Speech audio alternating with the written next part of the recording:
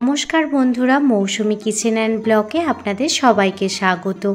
আজ আমি পালং শাকের ভীষণই টেস্টি একটি রেসিপি আপনাদের সাথে শেয়ার করব। আজ এক বিশেষ মশলায় পালং শাকের রেসিপিটি বানিয়ে দেখাবো। এই মশলাটি দিলে পালং শাকের এই রেসিপিটি খেতে ভীষণই টেস্টি হয়। গরম গরম ধোঁয়া ওঠা ভাতের সাথে এই পালং শাকের রেসিপিটি খেতে অসাধারণ লাগে। রেসিপিটি প্রথম থেকে শেষ অবধি দেখার জন্য আপনাদের কাছে অনুরোধ রইল। এখন আমি এখানে 2 আঁটি পালং শাক নিয়ে নিয়েছি, তবে আজ আমি 1 আঁটি পালং শাকই রান্না করব, আর বাকি 1 আঁটি পালং শাক আমি অন্য কোনো দিন রান্না করব। পালং শাকগুলো দেখে বুঝতেই পাচ্ছেন কতটা ফ্রেশ। এরকম টাটকা পালং শাক দিয়ে যে কোনো রকম রান্না খেতেই খুবই ভালো লাগবে। প্রথমে পালং শাকটা কেটে নেব। পালং শাকটা যে খড়ের আঁটি দিয়ে বাঁধা ছিল সেই মুখটা আগে ছুরি দিয়ে কেটে নিলাম। এবার পালং শাকের গোড়া অংশটা এইভাবে কেটে প্রথমে বাদ দিয়ে দেব। এবার একটু বড় বড় করেই পালং শাকগুলো ভালোভাবে কুচিয়ে নেব। পালং শাক খুবই নরম হয়, তো খুব সহজেই কাটা হয়ে যায়। দেখুন, ছুরি দিয়ে দেখুন পালং শাকগুলো কেটে নিয়েছি। কেটে নিয়ে 2 থেকে 3 বার ভালোভাবে জল পাল্টে ধুয়ে নিয়েছি। পালং শাকের রেসিপিটি বানানোর জন্য এখানে আমি কিছু সবজি নিয়েছি সিম, গাজর, বেগুন, মূলো, আলু, আর সাথে নিয়েছি 7 থেকে 8টা কড়াইয়ের ডালের বড়ি। আজ একদম নিরামিষ পদ্ধতিতে পালং শাকের এই রেসিপিটি বানিয়ে দেখাবো। গরম ভাতের সাথে খেতে খুবই ভালো লাগে। তার জন্য প্রথমেই দেখুন কড়াইয়ের মধ্যে পরিমাণ মতো সর্ষের তেল নিয়েছি। তেল ভালোভাবে গরম হয়ে গেলে তেলের মধ্যে 8 থেকে 10টা যে বড়ি নিয়েছিলাম সেই বড়িগুলো ভালোভাবে ভেজে নেব। তেল গরম হওয়ার পর বড়িগুলো দিয়ে দেবেন, তাতে দেখবেন বড়িগুলো থেকে কম তেল টানবে। তেল ঠান্ডা অবস্থায় বড়িগুলো দিয়ে দিলে অনেকটা পরিমাণ তেল বড়ির মধ্যেই টেনে নেবে। বড়িগুলো এই রকম হালকা ব্রাউন কালার এলে ভেজে দেখুন তুলে নিচ্ছি একটি পাত্রে। বড়িগুলো ভাজা হয়ে গেছে। এবার ওই তেলের মধ্যে দিয়ে দিচ্ছি 1/2 চামচ পরিমাণে 5 ফোড়ন আর 2টো শুকনো লঙ্কা। ফোড়নটা প্রথমে ভালো করে ভেজে নিতে হবে। ফোড়ন ভালোভাবে ভাজা হয়ে গেলে এর মধ্যে একে একে সবজিগুলো দিয়ে দেব। প্রথমে দিয়ে দিচ্ছি আলু, শিম, গাজর আর বেগুন। সমস্ত সবজি এক এক করে দিয়ে দিচ্ছি, আর সাথে মূলোও দিয়ে দিচ্ছি। সমস্ত সবজি দিয়ে এই পালং শাকের চচ্চড়ি খেতে ভীষণই ভালো লাগে। আপনারা একবার হলেও এই পালং শাক এইভাবে বানিয়ে দেখুন, সবাই দেখবেন চেয়ে চেয়ে খাবে। সবজিগুলো স্বাদ মতো লবণ দিয়ে ভালোভাবে প্রথমে ভেজে নিতে হবে। এখন সবজির মধ্যে দিয়ে দিলাম স্বাদ মতো লবণ আর সামান্য পরিমাণ হলুদ গুঁড়ো। একদম অল্প পরিমাণ হলুদ গুঁড়ো দিয়ে দিচ্ছি। বেশি পরিমাণে হলুদ গুঁড়ো দিলে শাকের যে সবুজ রঙটা থাকে সেই রঙটা অনেকটা পরিমাণ ফিকে হয়ে যায়। তো আপনারা শাকের বিভিন্ন রকম রেসিপিতে হলুদটা একদম কম ব্যবহার করবেন, তাতে দেখবেন খেতে বেশি ভালো লাগছে। এর ফ্লেম মিডিয়ামে রেখে সমস্ত সবজি ভালোভাবে ভেজে নিচ্ছি।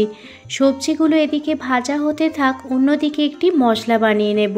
তার জন্য নিয়ে নিচ্ছি 2 চামচ পরিমাণ সাদা সর্ষে, 1 চামচ পরিমাণ কালো সর্ষে, আর 1 চামচ পরিমাণ গোটা জিরে, আর স্বাদ মতো কাঁচা লঙ্কা। ঝালটা অবশ্যই আপনারা আপনাদের স্বাদ মতো দেবেন।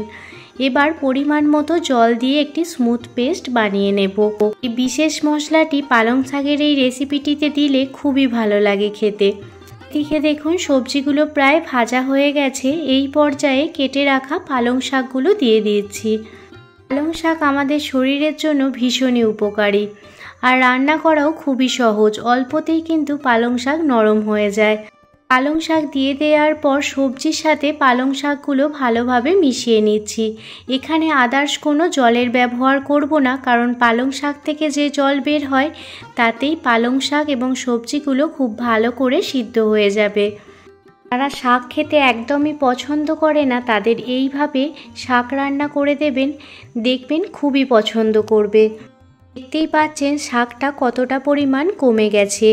এই পর্যায়ে যে মশলাটি আমি পেস্ট করেছিলাম সেই মশলাটি 1 চামচ পরিমাণ দিয়ে দিলাম। মশলাটি সবজি এবং শাকের সাথে খুব ভালোভাবে প্রথমে মিশিয়ে নেব। দেখতেই পাচ্ছেন কতটা পরিমাণ জল বের হয়েছে। এখানে কিন্তু আমি আদার্স কোনো জলের ব্যবহার করিনি। মশলাটি ভালোভাবে মিশিয়ে নেওয়ার পর শাকের মধ্যে দিয়ে দিচ্ছি 1 চামচ পরিমাণে চিনি। মিষ্টিটা অবশ্যই আপনারা আপনাদের স্বাদ মতো দেবেন। সাথে দিয়ে দিচ্ছি স্বাদ মতো সামান্য লবণ। লবণটা অবশ্যই চেক করে দেবেন। পালং শাকের এই রেসিপিটি একটু মিষ্টি মিষ্টি হলেই খেতে আমার কাছে বেশি ভালো লাগে। তো আপনারা মিষ্টি পছন্দ না করলে মিষ্টিটা স্কিপও করতে পারেন। তো কিছু ভালোভাবে মিশিয়ে নেওয়ার পর শেষে একদম বড়িগুলো দিয়ে দিলাম।